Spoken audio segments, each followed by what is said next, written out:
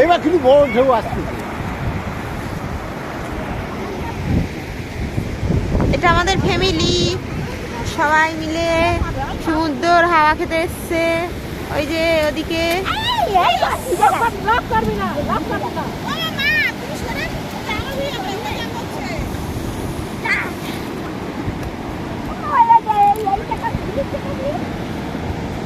এটা আমার বাবা কেমন লাগছে সমুদ্রের হাওয়াকে? সমুদ্রের হাওয়াকে কেমন লাগছে তোমার? ভালো ভালো ভালো ভালো।